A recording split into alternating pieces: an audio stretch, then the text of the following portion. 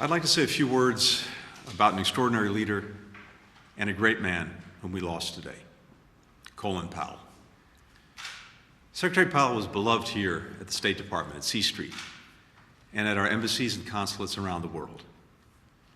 He came to the State Department after a long and extraordinary career in the U.S. Armed Forces. He was General Powell, former chairman of the Joint Chiefs, when he walked into the Oval Office to be sworn in as our nation's top diplomat.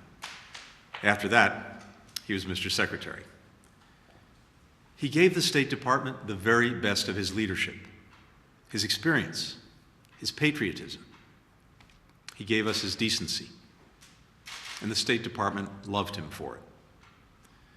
Secretary Powell trusted the career workforce here. He empowered them. He made sure that the desk officer who knew a particular country or issue most deeply was the one who got to brief him or the president. He told his staff that they didn't need to worry about getting him fancy lunches.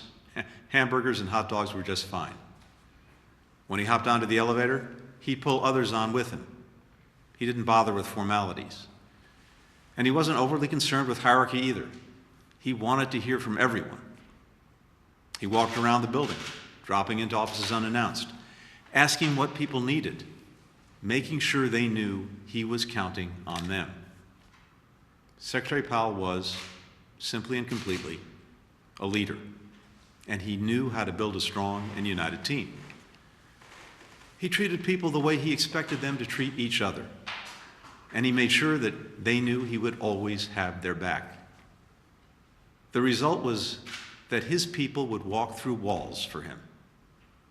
Secretary Powell's career in the U.S. military is legendary. As a teenager at the City College of New York, not far from where he grew up in the South Bronx, he joined ROTC, and after graduation, became an Army officer. For 35 years, he was a professional soldier. He started in the infantry, served 2 tours in Vietnam, was stationed in South Korea and West Germany, and oversaw Operation Desert Storm in Iraq. By the time he retired from the military, he was arguably the most respected and celebrated American in uniform. At that time, he received his 2nd Presidential Medal of Freedom, this time from President Clinton, who said at the medal ceremony, "Today, a grateful nation observes the end of a distinguished career and celebrates 35 years of service and victory. A victory for the United States military that gave young Colin Powell a chance to learn and to grow and to lead. A victory for the military and political leaders who continue to elevate him based on their complete confidence and sheer respect. A victory for a nation well served. And in a larger sense, a victory for the American dream, for the principle that in our nation, people can rise as far as their talent, their capacities, their dreams, and their discipline will carry them." After that career, Colin Powell could have enjoyed a quieter life, maybe dedicating himself full-time to the organization he founded, America's Promise, to help young people from underrepresented communities like the one where he grew up. Instead, he started a new career in diplomacy. And I believe Secretary Powell's years as a soldier are what made him such an exceptional diplomat. He knew that war and military action should always be a last resort. And to make that so, we need our diplomacy to be as robust and well-resourced as possible. He called for increased funding for state, which then, as now, was just a fraction of the Pentagon's budget. He modernized the State Department, putting a computer on every desk. And he believed deeply that America was an exceptional nation, that we could and should lead with confidence and humility, and that the world was safer when the United States was engaged and its allies and partners were united. Future military leaders and diplomats will study Colin Powell's work, like the Powell Doctrine, that hammered out criteria for when and how the United States should use force, and his support for expeditionary diplomacy, diplomats and military working together to bring stability to high-threat environments. He was a man of ideas, but he wasn't ideological. He was constantly listening, learning, adapting. He could admit mistakes.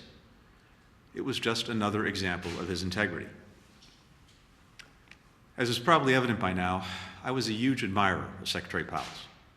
I always will be. and he was very generous with me. This past 4th of July, we spent a few precious hours together, talking about the State Department, discussing all the challenges we're confronting around the world. Two things were clear. Secretary Powell's depth of knowledge about world events was unmatched, and he loved the State Department and wanted it to thrive. So today is a sad day for us here at State, especially for all those who worked for and with Secretary Powell and will never forget the experience. Our thoughts are with Alma Powell and the entire family today, to everyone who loved him. Colin Powell dedicated his extraordinary life to public service because he never stopped believing in America. And we believe in America in no small part because it helped produce someone like Colin Powell. Thank you, Mr. Secretary.